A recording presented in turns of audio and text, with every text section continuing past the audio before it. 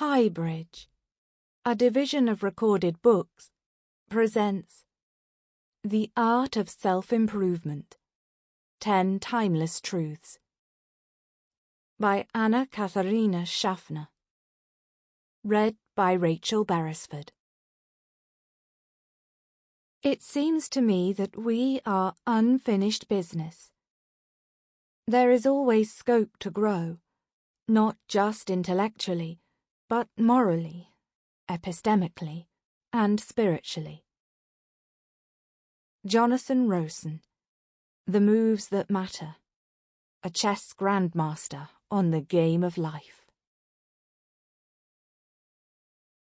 Preface. In one of my most enduring nightmares, I stare into the mirror only to find that, overnight, my hair has turned white. My eyes are foggy and won't stay open. My skin is old and wrinkled, the consistency of parchment. I touch my face with skeleton fingers and understand that I am dying of old age. My response is one of dread. But it is not death as such that I fear. Rather, it is the realization of a terrible failure on my part. No, this cannot be. I am not done yet, I think in a panic. I have made no progress.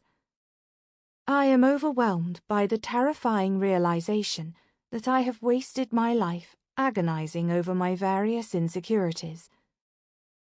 The image I see in that dream mirror is of an old woman with the psychological hang-ups of a teenager. Self-centered, but ineffectively so. It is the stuff of which true horror is made. For my dream self has sinned against one of my most cherished beliefs, that it is possible to improve ourselves, and that self-improvement is our most important existential task. We tend to write about the things that matter most to us, the things we wish to learn more about. I have always wanted to improve, to understand more deeply what self-improvement entails. A highly self-conscious introvert, I have battled with a range of frustrating limitations all my life. Constitutionally incapable of small talk, I often feel awkward in social situations or come across as aloof. I find it challenging to connect with others. I can be preoccupied with my own debilitating inner voice.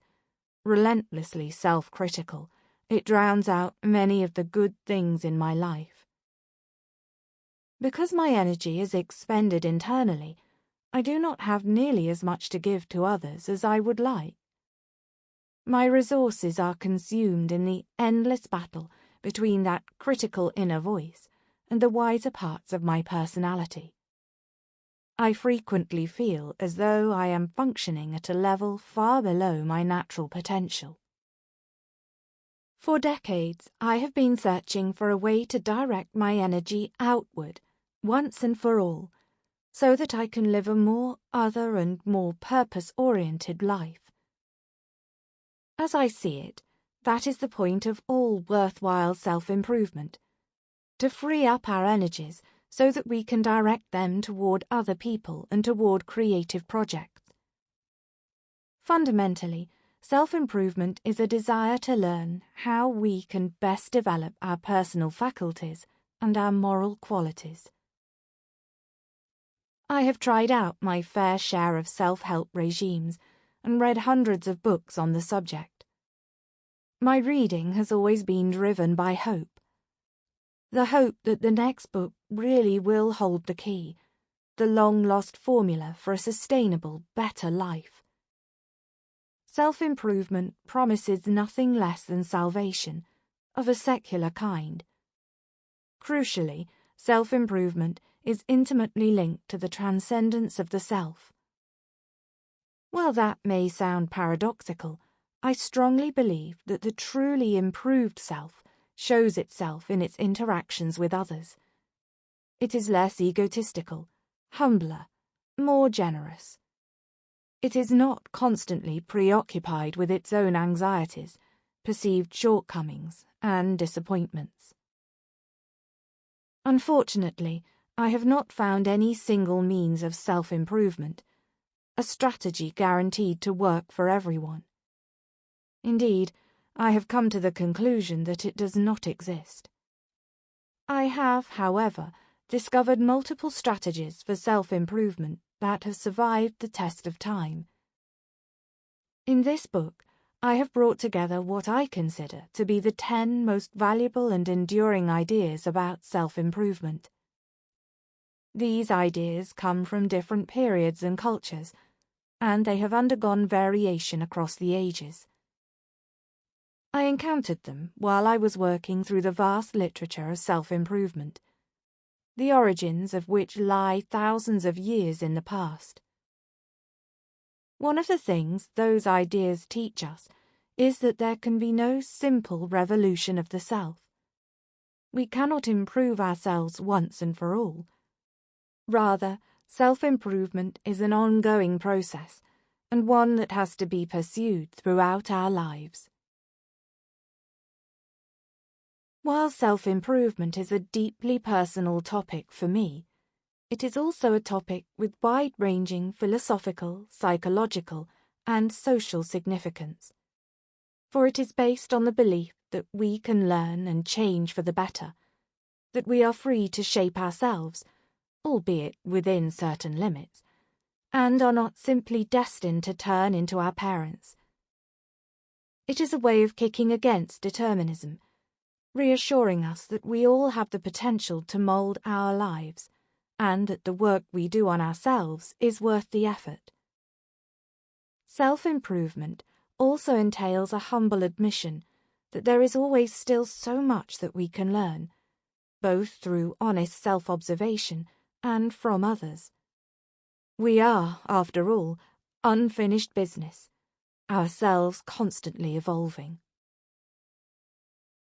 There is also a significant social dimension to self-improvement. Imagine a society that did not believe in the possibility that we can better ourselves.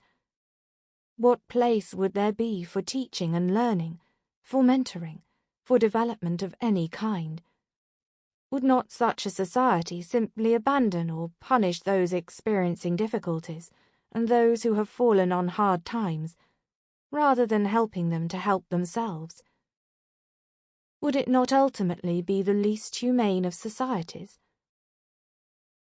Arguably, the most persuasive argument against the death penalty is precisely that it rules out the very possibility of self-improvement.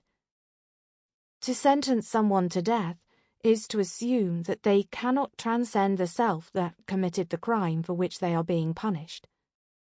I, for one, would not wish to live in a world that rejected the idea that change for the better is possible, and I do not believe that anyone else would either, if they really thought about it. On the surface, Anglo-American cultures enthusiastically embrace the notion of the improvable self, a fact to which our current multi-billion-dollar personal development industry attests. And yet, there are cracks and contradictions in this construct, and many questions to which we do not have answers. Where exactly does our agency to shape ourselves begin and end? Which parts of us are innate, determined by our genes, and which are learned behavior, the result, in part, of upbringing and specific socio-economic circumstances? What can we realistically hope to change about ourselves, and what is destined to remain fixed, no matter how hard we rattle the cage? Crucially, our beliefs about our fundamental improvability, or lack thereof, translate into our politics. Are all self-improvers, in principle, created equal? Or is self-improvement much harder for some than it is for others? Do we hold those of us who fail to improve ourselves personally responsible, or do we take into consideration our individually unique circumstances? Do we assign personal blame to those who struggle? Sample complete. Ready to continue?